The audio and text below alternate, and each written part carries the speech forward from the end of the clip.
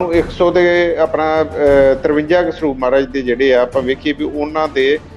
ਆਪਾਂ ਨੂੰ ਪਤਾ ਹੀ ਨਹੀਂ ਗਾ ਵੀ ਕਿੱਥੇ ਹੈਗੇ। ਉਹਨਾਂ ਨੂੰ ਉਤਰਾ ਹੀ ਪਿੱਛੋਂ ਹੁਕਮ ਹੀ ਵੀ ਇਹ ਬਿਲਕੁਲ ਕਿਤੇ ਰਿਕਾਰਡ ਤੇ ਨਹੀਂ ਆਉਣਾ ਚਾਹੀਦਾ ਵੀ 267 ਸਰੂਪ ਮਹਾਰਾਜ ਦੇ ਘੱਟ ਹੀ। ਤੇ ਇਹਨਾਂ ਨੇ ਜਦੋਂ ਪਿੱਛੋਂ ਇੰਸਟਰਕਸ਼ਨ ਲਈਆਂ ਸੁਖਬੀਰ ਬਾਦਲ ਤੋਂ, ਉਹਨਾਂ ਨੇ ਇਹ ਕਿਹਾ ਵੀ ਤੁਸੀਂ ਜਿਹੜਾ ਇਹ ਗੱਲ ਜਿਹੜੀ ਹੈ ਕੋਈ ਵੀ ਇਹਨੂੰ ਬਾਹਰ ਨਾ ਨਿਕਲ ਦਿਓ, ਕਿਉਂਕਿ 2015 ਦੀਆਂ ਹਾਲੇ ਬੁਰਜ ਜਵਾਹਰ ਸਿੰਘ ਤੇ ਜਿਹੜੀ ਬਰਗਾੜੀ ਵਾਲੇ ਜਿਹੜੇ ਇੰਸੀਡੈਂਟ ਹੀ ਬੇਅਦਬੀ ਵਾਲੇ ਹਾਲੇ ਉਹਨਾਂ ਦਾ ਰੌਲਾ ਹੀ ਇੰਨਾ ਜ਼ਿਆਦਾ ਪਈ ਜਾਂਦਾ ਸੀ। ਟੀਵੀ ਪੰਜਾਬ ਵੇਖ ਰਹੇ ਸਾਰੇ ਦਰਸ਼ਕਾਂ ਦਾ ਸਵਾਗਤ ਹੈ। ਮੈਂ ਹਾਂ ਤੁਹਾਡਾ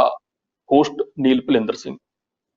ਗੁਰੂ ਗ੍ਰੰਥ ਸਾਹਿਬ ਦੀ ਬੇਅਦਬੀ ਦੇ ਮਾਮਲੇ ਦੇ ਉੱਤੇ ਹੁਣ ਤੱਕ ਵੀ ਇਨਸਾਫ ਨਹੀਂ ਮਿਲਿਆ। ਬਹੁਤ ਸਾਰੀਆਂ ਸਿੱਖ ਜਥੇਬੰਦੀਆਂ, ਬਹੁਤ ਸਾਰੇ ਸਿੱਖ ਹਿਰਦੇ ਜਿਹੜੇ ਨੇ ਇਸ ਹਿਰਦੇ ਵਿਦਕ ਘਟਨਾ ਦੇ ਇਨਸਾਫ ਦੀ ਉਡੀਕ ਵਿੱਚ ਹਾਲੇ ਵੀ ਹਨ। ਇਸੇ ਸੰਬੰਧ ਵਿੱਚ ਇੱਕ ਨਵੀਂ ਤਬਦੀਲੀ ਇਹ ਹੋਈ ਹੈ ਕਿ ਕੁੰਵਰ ਵਿਜੇ ਪ੍ਰਤਾਪ ਜੋ ਕਿ ਸਿੱਟ ਦੇ ਅਹਿਮ ਮੈਂਬਰ ਨੇ, IPS ਅਫਸਰ, ਉਹਨਾਂ ਨੇ ਫਰੀਦਕੋਟ ਦੀ ਅਦਾਲਤ ਦੇ ਵਿੱਚ ਇੱਕ ਅਰਜੀ ਲਾ ਕੇ ਉਥੋਂ ਦੇ ਜੋ ਸੰਬੰਧਿਤ ਜੱਜ ਨੇ ਉਹਨਾਂ ਨੂੰ ਬਦਲਣ ਦੀ ਮੰਗ ਕੀਤੀ ਹੈ, ਕਿਉਂਕਿ ਉਹਨਾਂ ਦੀ ਕਰੀਬੀ ਰਿਸ਼ਤੇਦਾਰੀ ਕਹਿ ਲਓ ਜਾਂ ਨਜ਼ਦੀਕੀ ਸਮੇਂ ਦੇ ਮੁੱਖ ਮੰਤਰੀ ਪ੍ਰਕਾਸ਼ ਸਿੰਘ ਬਾਦਲ ਦੇ ਪਰਿਵਾਰ ਨਾਲ ਰਹੀ ਹੈ। ਜਿਸ 'ਚ ਇੱਕ ਅਹਿਮ ਖੁਲਾਸਾ ਇਹ ਹੋਇਆ ਹੈ ਕਿ ਕੁੰਵਰ ਵਿਜੇ ਪ੍ਰਤਾਪ ਆਪਣੀ ਇਸ 2 ਪੰਨਿਆਂ ਦੀ ਅਰਜੀ ਦੇ ਵਿੱਚ ਸਪਸ਼ਟ ਤੌਰ ਦੇ ਉੱਤੇ ਲਿਖਦੇ ਨੇ ਕਿ ਤਤਕਾਲੀ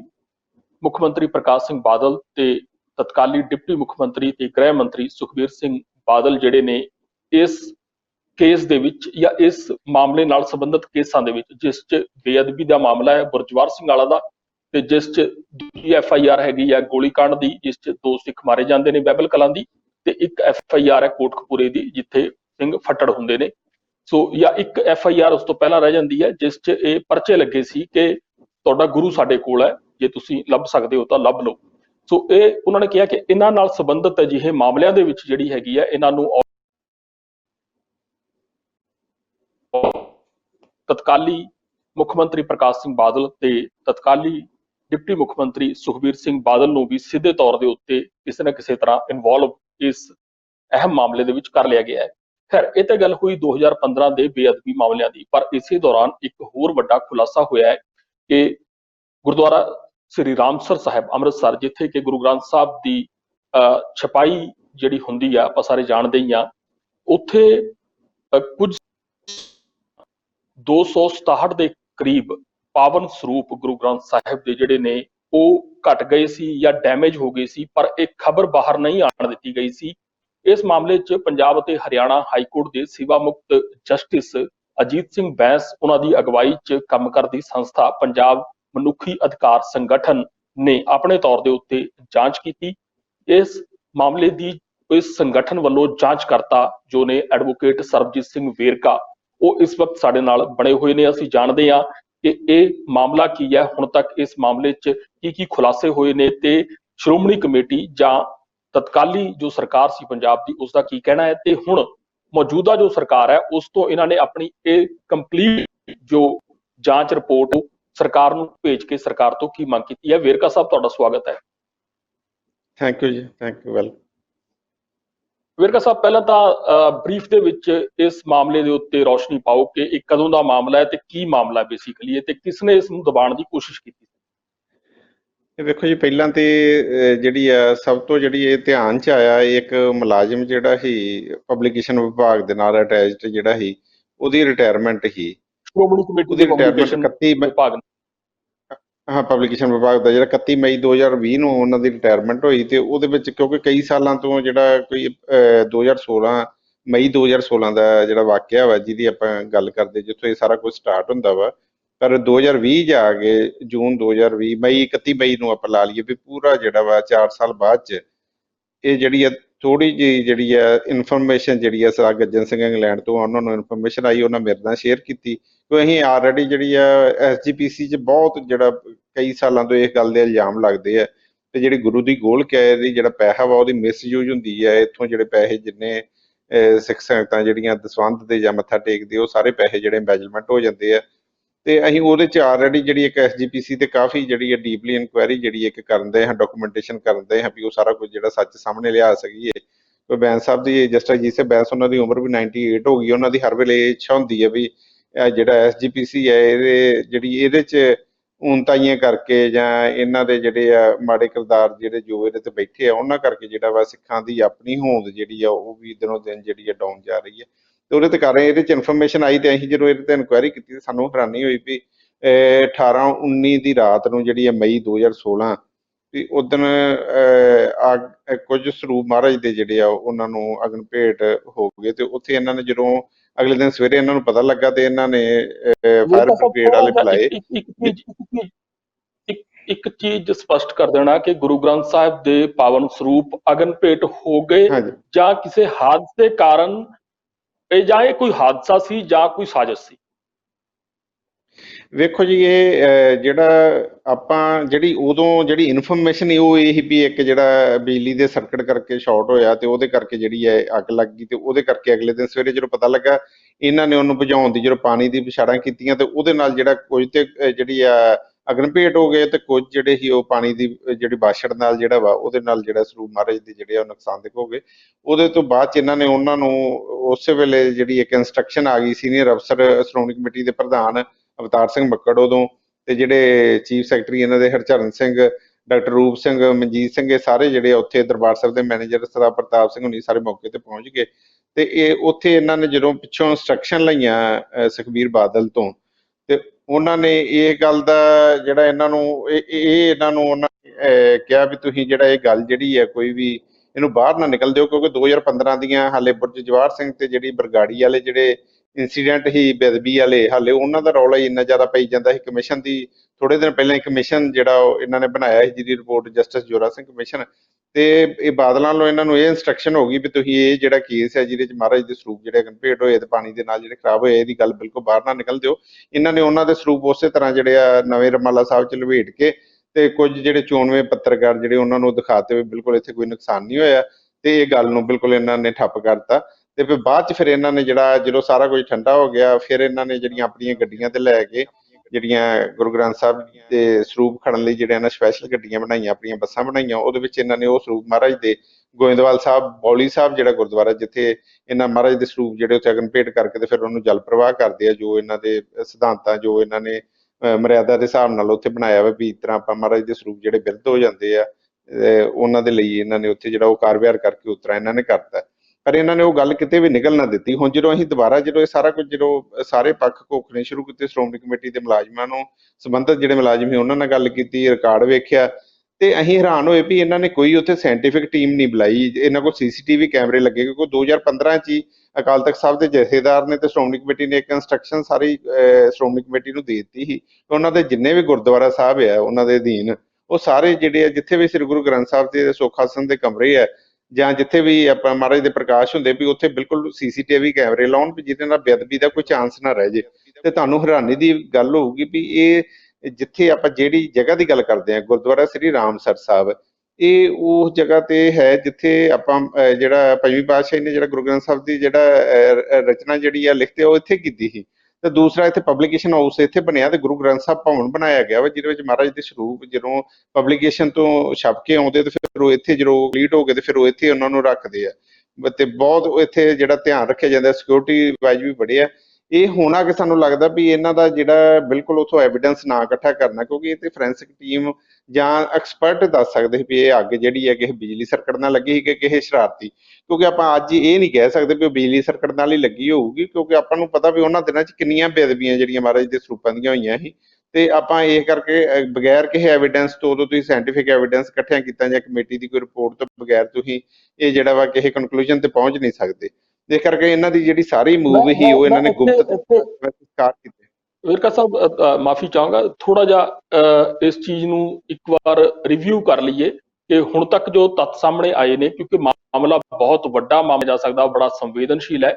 ਗੁਰੂ ਗ੍ਰੰਥ ਸਾਹਿਬ ਦੇ 267 ਸਰੂਪਾਂ ਦਾ ਨੁਕਸਾਨਿਆ ਜਾਣਾ ਤੇ ਇਹ ਘਟਨਾ ਜਿਵੇਂ ਕਿ ਤੁਸੀਂ ਵੀ ਹਿੰਟ ਦਿੱਤਾ ਹੈ ਕਿ 94 ਪੱਤਰਕਾਰਾਂ ਦੇ ਧਿਆਨ ਵਿੱਚ ਸੀ ਅੰਮ੍ਰਿਤਸਰ ਦੇ, ਤੇ ਸ਼੍ਰੋਮਣੀ ਕਮੇਟੀ ਜੋ ਟੌਪ ਦੀ ਜਿਹੜੀ ਹੈਗੀ ਹੈ ਅਫਸਰਸ਼ਾਹੀ ਹੈ ਉਹਨਾਂ ਦੀ ਅਧਿਕਾਰੀ ਨੇ ਉਹਨਾਂ ਦੇ ਧਿਆਨ ਵਿੱਚ ਸੀ, ਤੇ ਸਮੇਂ ਦੇ ਡਿਪਟੀ ਮੁੱਖ ਮੰਤਰੀ ਤੇ ਸ਼੍ਰੋਮਣੀ ਅਕਾਲੀ ਦਲ ਦੇ ਪ੍ਰਧਾਨ ਸੁਖਬੀਰ ਸਿੰਘ ਬਾਦਲ ਦੇ ਬਕਾਇਦਾ ਇਹ ਸਾਰਾ ਮਾਮਲਾ ਧਿਆਨ ਵਿੱਚ ਲਿਆਂਦਾ ਗਿਆ। ਤੇ ਉਸ ਤੋਂ ਬਾਅਦ ਕਿਤੇ ਨਾ ਕਿਤੇ ਤੁਹਾਡੇ ਮੁਤਾਬਕ, ਤੁਹਾਡੀ ਜਾਂਚ ਕੀਤੀ ਗਈ ਹੋਣ ਦੇ ਮੁਤਾਬਕ, ਕਿ ਇਹ ਫੈਸਲਾ ਅੰਦਰ ਖਾਤੇ ਲਿਆ ਗਿਆ ਕਿ ਇਸ ਮਾਮਲੇ ਨੂੰ ਬਾਹਰ ਨਾ ਆਉਣ ਦਿੱਤਾ ਜਾਏ। ਕਿਉਂਕਿ ਸਮੇਂ ਦੀ ਹੁਕਮਰਾਨ ਸ਼੍ਰੋਮਣੀ ਅਕਾਲੀ ਦਲ ਜਿਹੜੀ ਹੈਗੀ ਹੈ ਉਸ ਦੀ ਸਰਕਾਰ ਤੇ ਇਹ ਪਾਰਟੀ ਦੋਵੇਂ ਗੁਰੂ ਗ੍ਰੰਥ ਸਾਹਿਬ ਦੀ ਬੇਅਦਬੀ ਦੀਆਂ ਉੱਪਰੋਂ ਥੱਲੇ ਲਗਾਤਾਰ ਘਟਨਾਵਾਂ ਵਾਪਰ ਰਹੀਆਂ ਹੋਣ ਕਾਰਨ ਨਿਸ਼ਾਨੇ ਤੇ ਸੀ ਆਈ ਹੋਈ, ਜਿਸ ਕਰਕੇ ਇਸ ਨੂੰ ਚੁੱਪ-ਚੁਪੀਤੇ ਘਟਨਾ ਨੂੰ ਦੱਬ ਲਿਆ ਗਿਆ। ਸੋ ਹੁਣ ਤੱਕ ਦੀ ਜੋ ਇਹ ਗੱਲ ਸਾਹਮਣੇ ਆਈ ਹੈ, ਹੁਣ ਮੈਂ ਤੁਹਾਡੇ ਤੋਂ ਜਾਣਨਾ ਇਹ ਚਾਹਾਂਗਾ ਕਿ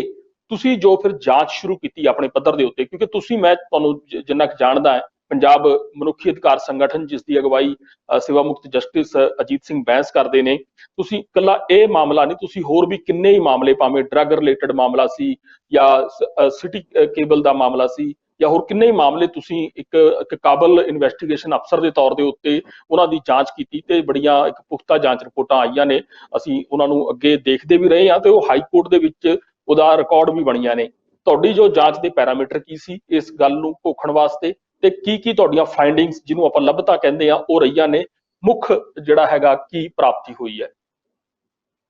ਦੇਖੋ, ਆਪਾਂ ਸਭ ਤੋਂ ਪਹਿਲਾਂ ਤੇ ਇਹਦਾ ਰਿਕਾਰਡ ਦੇ ਗੋ ਥਰੂ ਹੋਏ। ਅਸੀਂ ਜਿਹੜੀ ਜਾਂਚ ਸਾਡੀ ਉਹ ਇਹ ਇੱਥੋਂ ਸ਼ੁਰੂ ਹੋਈ ਸੀ ਵੀ ਕੋਈ 80 ਦੇ ਕਰੀਬ ਮਹਾਰਾਜ ਦੇ ਸਰੂਪ ਜਿਹੜੇ ਆ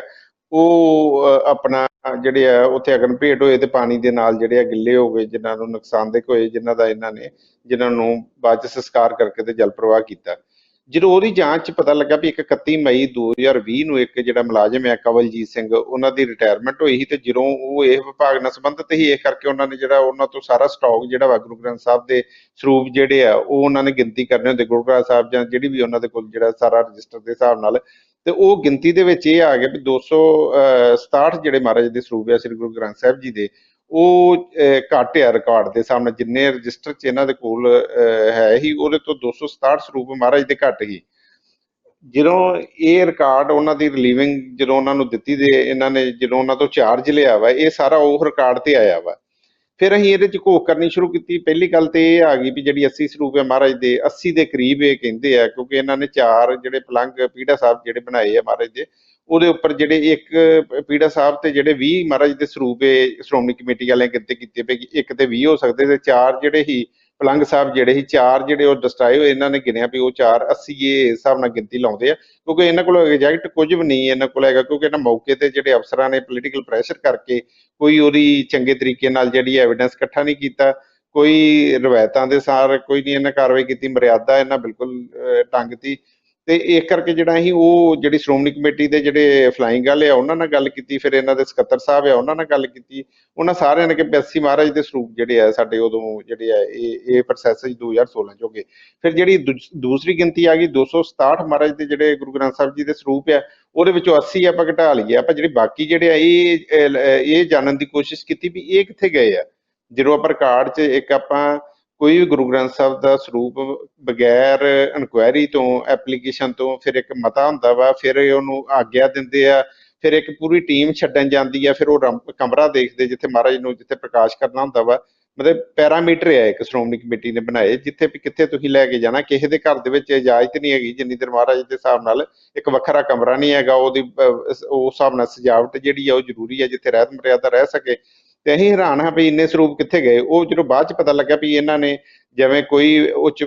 ਜਿਹੜੇ ਅਹੁਦਿਆਂ ਤੇ ਬੈਠੇ ਅਧਿਕਾਰੀ ਆ ਜਾਂ ਜਿਹੜੇ ਪੋਲੀਟੀਕਲ ਲੀਡਰ ਆ ਜਿਹੜੇ ਇਨਫਲੂਐਂਸ ਰੱਖਦੇ ਸ਼੍ਰੋਮਣੀ ਕਮੇਟੀ ਤੇ, ਉਹਨਾਂ ਦੇ ਫੋਨ ਤੇ ਮਹਾਰਾਜ ਦੇ ਸਰੂਪ ਜਿਹੜੇ ਆ ਭੇਜਦੇ ਜਾਂਦੇ ਉਹਨਾਂ ਦੇ ਰਿਸ਼ਤੇਦਾਰਾਂ ਨੂੰ, ਉਹਨਾਂ ਦੇ ਬਾਗਵਕਾਰਾਂ ਨੂੰ, ਜਾਂ ਜਿਹੜੇ ਵੀ ਬੰਦੇ ਉਹਨਾਂ ਦੇ ਨਾਲ ਐਫੀਲੀਏਟਡ ਜਾਂ ਰਿਲੇਟਡ ਹੈਗੇ ਆ, ਉਹਨਾਂ ਨੂੰ ਇਹ ਮਹਾਰਾਜ ਦੇ ਸਰੂਪ ਸਿਰਫ ਫੋਨ ਤੇ ਜਿਹੜੇ ਆ ਉਹਨਾਂ ਨੂੰ ਪ੍ਰੋਵਾਈਡ ਕਰ ਦਿੰਦੇ ਆ ਤੇ ਉਹਦਾ ਇੱਕ ਡਾਇਰੀ 'ਚ ਉਸ ਤਰ੍ਹਾਂ ਹੀ ਨਾਂ ਕੱਚਾ ਲਿਖ ਲੈਂਦੇ ਆ ਤੇ ਬਾਅਦ 'ਚ ਉਹਦੀ ਆਧਾਰ ਕਾਰਡ, ਉਹਦਾ ਐਡਰੈਸ ਦਾ ਪ੍ਰੂਫ, ਸਾਰਾ ਕੁਝ ਉਹ ਨੋਟ ਹੋਣਾ ਹੁੰਦਾ ਸ਼੍ਰੋਮਣੀ ਕਮੇਟੀ ਦੇ ਇੱਕ ਰਜਿਸਟਰ ਤੇ। ਹਰ ਇੱਕ ਮਹਾਰਾਜ ਦਾ ਸਰੂਪ ਜਿਹੜਾ ਜਾਣਾ ਵਾ ਉਹਦੇ ਬਾਰੇ ਪੂਰੀ ਐਂਟਰੀ ਹੋਣੀ ਹੈ ਵੀ ਕਿਹੜੇ ਗੁਰਦੁਆਰਾ ਸਾਹਿਬ ਗਿਆ ਜਾਂ ਕਿਹੜੇ ਘਰ 'ਚ ਗਿਆ। ਉਹ ਸਾਰਾ ਇਹਨਾਂ ਨੇ ਉਹ ਸਾਰੀਆਂ ਕੱਚੀਆਂ ਐਂਟਰੀਆਂ ਜਿਹੜੀਆਂ ਉਹ ਕੀਤੀਆਂ ਸੀ। ਪਰ ਕਿਸੇ ਵੀ ਜਿਹੜੇ ਪ੍ਰਭਾਵ ਰੱਖਦੇ ਆ ਲੋਕ, ਉਹਨਾਂ ਨੇ ਕਿਸੇ ਨੇ ਵੀ ਉਹ ਸਬੂਤ ਇਹਨਾਂ ਨੂੰ ਸ਼੍ਰੋਮਣੀ ਕਮੇਟੀ ਨੂੰ ਦਿੱਤੇ ਨਹੀਂ ਹੈ। ਜਿਹੜੇ ਬਾਕੀ ਸਰੂਪ ਆ 267 ਦੇ ਵਿੱਚੋਂ 80 ਆਪਾਂ ਅਗਨ ਭੇਟ ਜਾਂ ਉਹਦੇ ਨਾਲ ਸੰਬੰਧਿਤ ਜਿਹੜੇ ਚੱਲ ਗਏ। ਬਾਕੀ ਸਰੂਪ ਮਹਾਰਾਜ ਦੇ ਉਹ ਆ ਜਿਹੜੇ ਇਹਨਾਂ ਨੇ ਬਗੈਰ ਕਿਸੇ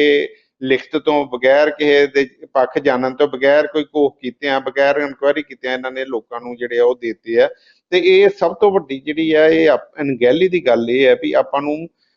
80 ਸਰੂਪ ਉਹਦੇ ਚੋਂ ਆਪਾਂ ਕਰਕੇ 267 ਦੇ ਵਿੱਚੋਂ ਤੇ ਆਪਾਂ ਨੂੰ 100 ਦੇ ਆਪਣਾ 53 ਸਰੂਪ ਮਹਾਰਾਜ ਦੇ ਜਿਹੜੇ ਆ ਆਪਾਂ ਵੇਖੀਏ ਵੀ ਉਹਨਾਂ ਦੇ ਆਪਾਂ ਨੂੰ ਪਤਾ ਹੀ ਨਹੀਂ ਗਾ ਵੀ ਕਿੱਥੇ ਹੈਗੇ। ਜੇ ਕੱਲ ਨੂੰ ਕੋਈ ਬੇਅਦਬੀ ਕਿਸੇ ਸਰੂਪ ਦੀ ਹੁੰਦੀ ਉਹਦੇ ਲਈ ਕੌਣ ਜ਼ਿੰਮੇਵਾਰ ਹੋਊਗਾ? ਸ਼੍ਰੋਮਣੀ ਕਮੇਟੀ ਜ਼ਿੰਮੇਵਾਰ ਹੋਊਗੀ ਜਿਹੜੀ ਇੰਨੇ ਸਾਲ ਬੈਠੀ ਰਹੀ। ਫਿਰ ਤੁਹਾਨੂੰ ਮੈਂ ਇੱਕ ਹੋਰ ਤੁਹਾਡੀ ਜਿਹੜੀ ਆ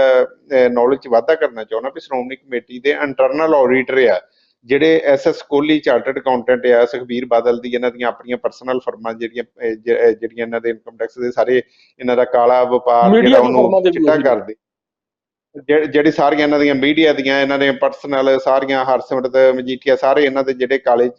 ਧਨ ਨੂੰ ਚਿੱਟਾ ਕਰਦੇ ਆ, ਉਹਨਾਂ ਨੂੰ ਇਹਨਾਂ ਨੇ ਬੜੀ ਆਊਟ ਆਫ ਵਿੱਚ ਜਾ ਕੇ ਇਹਨਾਂ ਨੇ ਸ਼੍ਰੋਮਣੀ ਕਮੇਟੀ ਦਾ ਜਿਹੜਾ ਚਾਰਟਰਡ ਅਕਾਊਂਟੈਂਟ ਨਿਯੁਕਤ ਕੀਤਾ ਸੀ। ਉਹਨਾਂ ਦੀ ਇੱਕ ਟੀਮ ਹੁੰਦੀ ਜਿਹੜੀ ਹਰ ਮਹੀਨੇ ਜਿਹੜੀ ਆ ਉਹ ਇੰਟਰਨਲ ਆਡਿਟ ਕਰਦੀ ਆ ਹਰ ਇੱਕ ਗੁਰਦੁਆਰਾ ਸਾਹਿਬ ਦਾ। ਉਹਨਾਂ ਨੂੰ ਇਹਦੇ ਲਈ ਵੱਖਰੀ ਫੀਸ ਦਿੱਤੀ ਜਾਂਦੀ, ਹਰ ਇੱਕ ਗੁਰਦੁਆਰਾ ਸਾਹਿਬ ਦੀ ਵੱਖਰੀ ਫੀਸ ਆ ਜਿਹੜੀ ਕੋਹਲੀ ਸਾਹਿਬ ਦੇ ਉਹਨਾਂ ਦੇ ਸਟਾਫ ਨੂੰ ਜਾਂਦੀ ਹੈ। ਉਹਨਾਂ ਦਾ ਹਰ ਮਹੀਨੇ ਉਹਨਾਂ ਨੇ ਇੱਕ ਚੈੱਕ ਕਰਨਾ ਹੁੰਦਾ ਵੀ ਸਟਾਕ ਜਿਹੜਾ ਵਾ, ਜਿੰਨੀ ਰਸਦ ਹੈ, ਜੇ ਲੰਗਰ ਹਾਲ 'ਚ ਆ ਜਾਂ ਗੁਰਦੁਆਰਾ ਸਾਹਿਬ 'ਚ ਆ ਜਾਂ ਮਹਾਰਾਜ ਦੇ ਸਰੂਪ, ਇਹ ਉਹਨਾਂ ਦੀ ਜ਼ਿੰਮੇਵਾਰੀ ਇਹਨੂੰ ਚੈੱਕ ਕਰਨਾ, ਤੇ ਚੈੱਕ ਕਰਕੇ ਉਹਦਾ ਸਰਟੀਫਿਕੇਟ ਵੀ ਦਿੰਦੇ। ਫਿਰ ਆਪਾਂ ਹਮੇਸ਼ਾ ਵੇਖਿਆ ਹੋਊਗਾ ਫਾਈਨੈਂਸ਼ੀਅਲ ਈਅਰ ਦੇ ਹਿਸਾਬ ਨਾਲ 31 ਮਾਰਚ ਨੂੰ ਜਦੋਂ ਬੁੱਕਸ ਕਲੋਜ਼ ਹੁੰਦੀਆਂ ਵਾ, ਇੱਕ ਚਾਰਟਰਡ ਅਕਾਊਂਟੈਂਟ ਰਿਪੋਰਟ ਦਿੰਦਾ ਵੀ ਉਹਦੇ ਹਿਸਾਬ ਨਾਲ ਜੋ ਰਿਕਾਰਡ ਆ ਉਹ ਬਿਲਕੁਲ ਠੀਕ ਆ, ਦਰੁਸਤ ਆ, ਤੇ ਉਹਦੇ ਵਿੱਚ ਕੋਈ ਕਮੀ ਨਹੀਂ ਗੀ। ਤੁਸੀਂ ਹੈਰਾਨ ਹੋ ਜਾਓਗੇ ਵੀ ਇੱਥੇ 4 ਸਾਲ ਪਹਿਲਾਂ ਅਗਰ ਭੇਡ ਸਰੂਪ ਹੋਏ ਆ, ਉਹਦਾ 2020 ਤੱਕ ਕੋਈ ਰਿਕਾਰਡ ਹੀ ਨਹੀਂ ਹੈਗਾ, ਨਾ ਕਿਤੇ ਇਹਨਾਂ ਨੇ ਉਹਦਾ ਦਰਜ ਕੀਤਾ ਵਾ, ਨਾ ਉਹਦੇ ਵਿੱਚੋਂ ਖਰਚ ਖਾਤੇ, ਇਹਦਾ ਲਫ਼ਜ਼ ਵਰਤਦੇ ਆ, ਖਰਚ ਖਾਤੇ ਤੇ ਨਹੀਂ ਪਿਆ। ਜਿਹੜੇ ਇਹਨਾਂ ਨੇ ਵਾਗਵੀ ਦੇ ਸਿਰ ਤੇ ਜਿਹੜੇ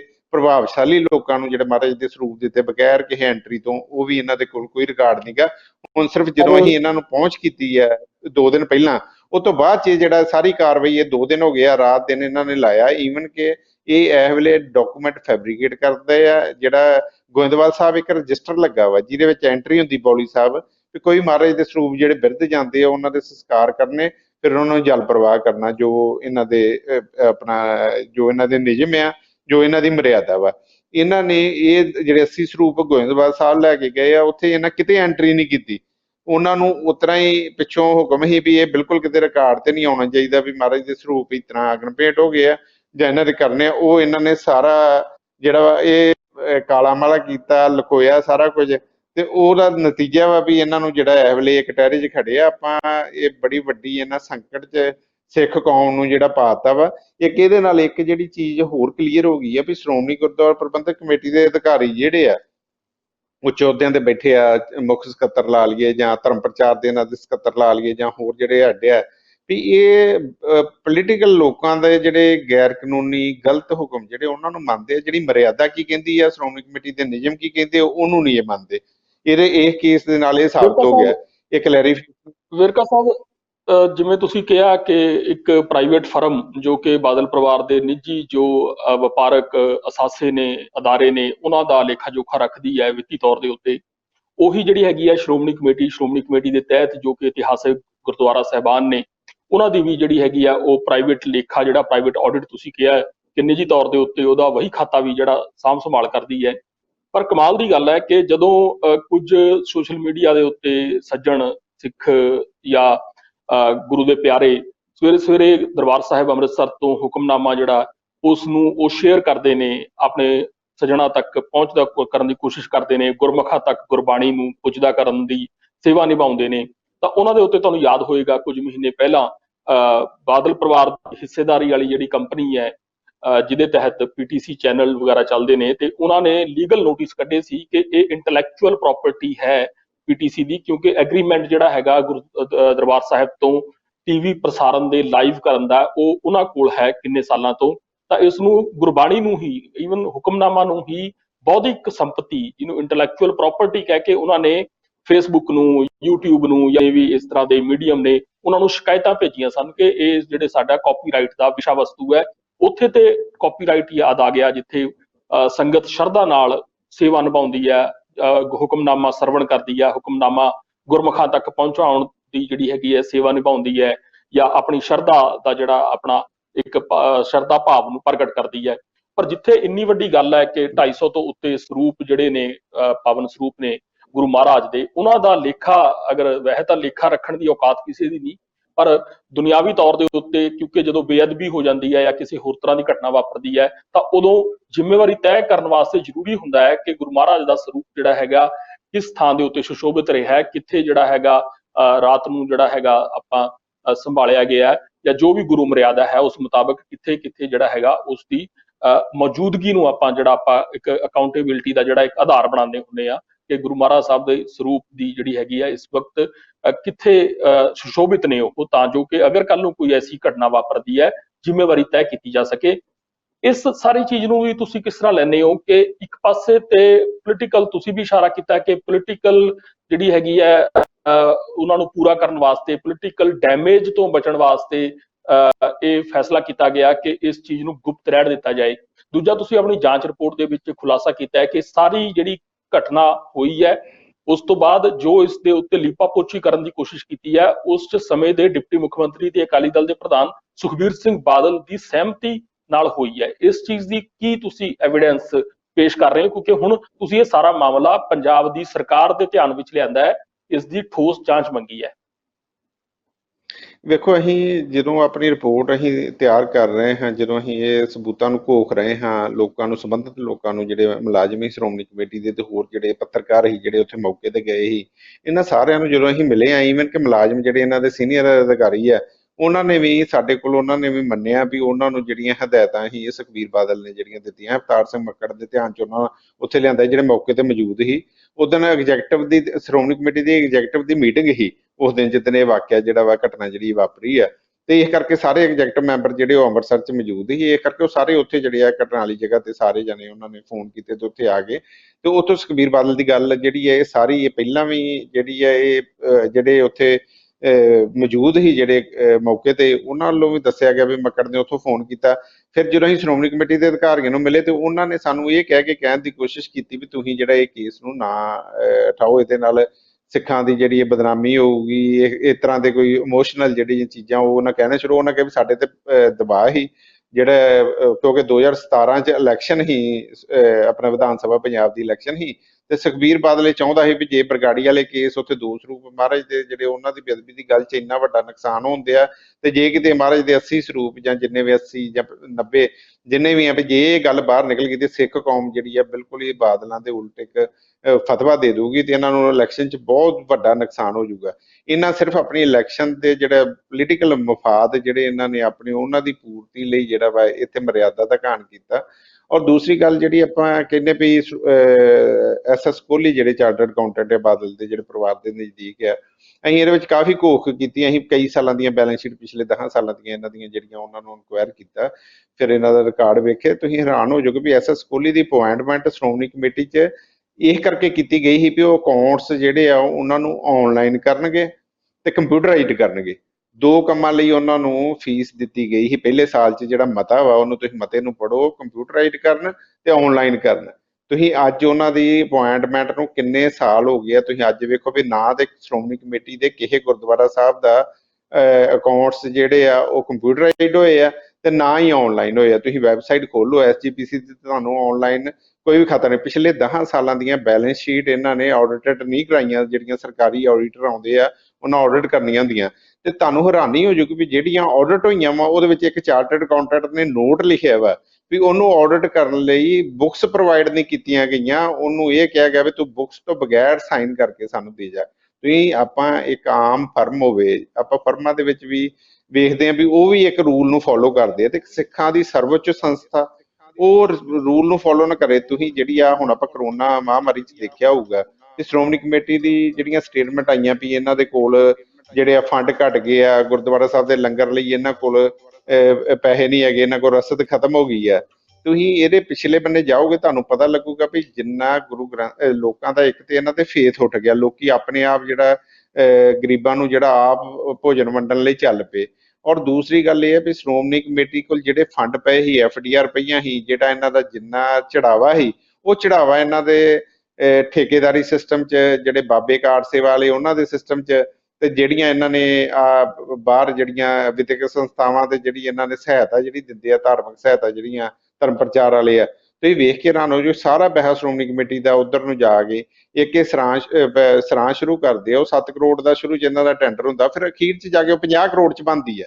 ਤੁਸੀਂ ਪ੍ਰਾਈਵੇਟ ਫਰਮਾਂ ਦੇ ਨਾਲ ਕੰਟੈਕਟ ਕਰੋ, ਤੁਹਾਨੂੰ ਉਹ ਕਿੰਨੀ ਹਮੇਸ਼ਾ ਤੁਹਾਨੂੰ ਹੁੰਦਾ ਵੀ ਕਿੰਨੀ ਮਹਿੰਗਾਈ ਹੋਈ, ਉਹਦੇ ਹਿਸਾਬ ਨਾਲ ਗੌਰਮੈਂਟ ਦੇ ਟੈਂਡਰ ਵੀ ਤੇ ਪ੍ਰਾਈਵੇਟ ਵੀ ਟੈਂਡਰ। ਤੇ ਸ਼੍ਰੋਮਣੀ ਕਮੇਟੀ ਹੈ ਵੀ ਇੱਕ ਕਿਸੇ ਨੂੰ ਨਹੀਂ ਇਹ ਦੱਸਦੇ ਵੀ ਕੀ ਚੱਲ ਰਿਹਾ। RTI 'ਚ ਅਸੀਂ ਕਈ ਵਾਰੀ ਇਨਫੋਰਮੇਸ਼ਨ, RTI ਆਪਾਂ ਐਕਟ 'ਚ ਕੋਈ ਵੀ ਇਨਫੋਰਮੇਸ਼ਨ ਮੰਗ ਸਕਦੇ ਹਾਂ, ਕਿਉਂਕਿ ਸ਼੍ਰੋਮਣੀ ਕਮੇਟੀ ਜਿਹੜੀ ਹੈ ਇਹਦੇ 'ਚ ਡਿਸੀਜਨ ਵੀ ਆਇਆ ਹੈ ਵੀ ਇਹ ਜਿਹੜੀ ਹੈ RTI ਐਕਟ ਦੇ ਅੰਡਰ ਆਉਂਦੀ ਹੈ ਤੇ ਇਹਨੂੰ ਕੋਈ ਵੀ ਇਨਫੋਰਮੇਸ਼ਨ ਜਿਹੜੀ ਹੈ ਪਬਲਿਕ ਨੂੰ ਪ੍ਰੋਵਾਈਡ ਕਰਨੀ ਪਊਗੀ। ਤੇ ਤੁਸੀਂ ਜਨਤਕ ਮੰਨੋਗੇ ਵੀ ਮੈਂ ਅਦਾਰਾ ਹੈ। ਆਪ ਕਈ ਇਨਫੋਰਮੇਸ਼ਨ ਇਹਨਾਂ ਤੋਂ ਮੰਗੀਆਂ। ਜਨਤਕ ਅਦਾਰਾ ਵਾ, ਮੈਂ ਕਈ ਇਨਫੋਰਮੇਸ਼ਨ ਆਪ ਮੰਗੀਆਂ, ਇਹਨਾਂ ਨੇ ਮੈਨੂੰ ਅੱਜ ਤੱਕ ਇੱਕ ਵੀ ਇਨਫੋਰਮੇਸ਼ਨ ਪ੍ਰੋਵਾਈਡ ਨਹੀਂ ਕੀਤੀ। ਪੈਸੇ ਵੀ ਲੈ ਲੈਂਦੇ ਰਹੇ ਆ ਜਿੰਨੀ ਫੀਸ ਬਣਦੀ ਹੈ, ਪਰ ਉਹਦੇ ਬਾਵਜੂਦ ਸਿਰਫ ਇਹ ਦੱਸ ਦਿੱਤਾ ਜਾਂਦਾ ਆਰਟੀਆਈ ਦੇ, ਇਹਨਾਂ ਦੇ ਉਦੋਂ ਸਿਮਰਜੀਤ ਹੀ ਜਿਹੜੇ ਹੈੱਡ ਸੀ, ਉਹਨਾਂ ਨੂੰ ਇਹ ਦੱਸ ਦਿੱਤਾ ਜਾਂਦਾ ਸੀ ਵੀ ਉਹਨਾਂ ਨੂੰ ਪ੍ਰਧਾਨ ਨੇ ਮਨਾ ਕੀਤਾ ਵੀ ਇਹਨਾਂ ਨੂੰ ਕੋਈ ਇਨਫੋਰਮੇਸ਼ਨ ਨਾ ਦਿਓ, ਕਿਉਂਕਿ ਅਸੀਂ ਵਰਕ ਕਰਨ ਦੇ ਹਾਂ। ਇਹਨਾਂ ਦੇ ਵਿੱਚੋਂ ਇਹਨਾਂ ਨੂੰ ਪਤਾ ਲੱਗਦਾ ਸੀ ਵੀ ਇਹ ਸਾਡੇ ਕੋਈ ਇਹਦੇ ਤੇ ਵਰਕ ਕਰਨ ਦੇ ਆ, ਤੇ ਕੋਈ ਨਾ ਕੋਈ ਸਾਡਾ ਜਿਹੜਾ ਕੱਚਾ ਚਿੱਠਾ ਖੋਲਣਗੇ। ਤੇ ਇਸ ਕਰਕੇ ਇਹਨਾਂ ਨੇ ਜਿਹੜਾ ਵਾ ਉਹ ਕੋਈ ਵੀ ਇਨਫੋਰਮੇਸ਼ਨ ਨਹੀਂ ਦਿੱਤੀ। ਜੇ ਸ਼੍ਰੋਮਣੀ ਕਮੇਟੀ ਨਾ ਵੇਰਕਾ ਤੇ ਸਾਹਿਬ, ਕੰਪਿਊਟਰਾਈਜ਼ਡ ਅਕਾਊਂਟ ਕਰਦਾ ਹੀ।